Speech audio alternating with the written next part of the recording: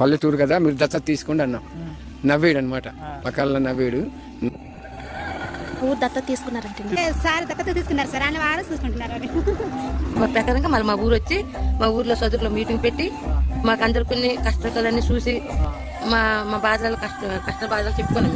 చెప్పుకుంటే మరి మీకు దత్తత తీసుకుంటాం మీ ఊరు. పొద్దున వస్తా, రేపు వస్తా. శివాలయం చెప్పాను కదా, వస్తా.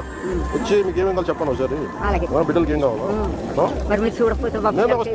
వస్తా.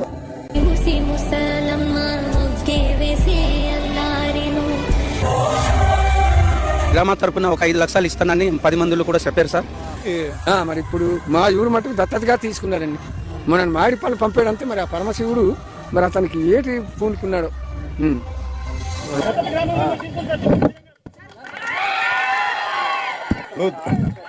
ఒక నిమిషం అలాగే దత్తత అనేది దత్తత తీసుకోవద్దు. ఎందుకు వస్తాను ఇక్కడికి అన్ని అంటే నేను దత్తత కాదు, మీకు నేను చేసి పెడతాను కదా. దత్త గ్రామం కాబట్టి ఇక్కడ కూర్చోండి నేను.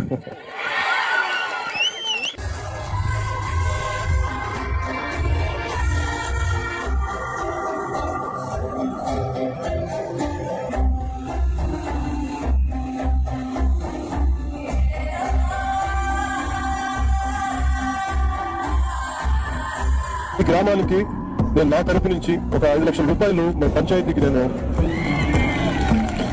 పంపిస్తాను. ఎందుకంటే ఇది నా గుండెల్లో నన్ను ఆదరించిన గ్రామం ఇది.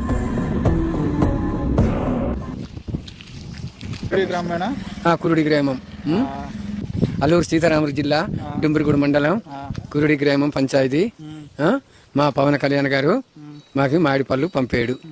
ఆ పరమేశ్వరుడు చల్లం కాపాడాలా తండ్రి. మళ్ళా పరమేశ్వరుడు దగ్గరికి వచ్చి ఆ పూజలు చెయ్యాలా. చూస్తే మళ్ళీ నెక్స్ట్ మళ్ళీ సీఎం అవ్వాలా మా అల్లూరు సీతారామరాజు జిల్లాకి.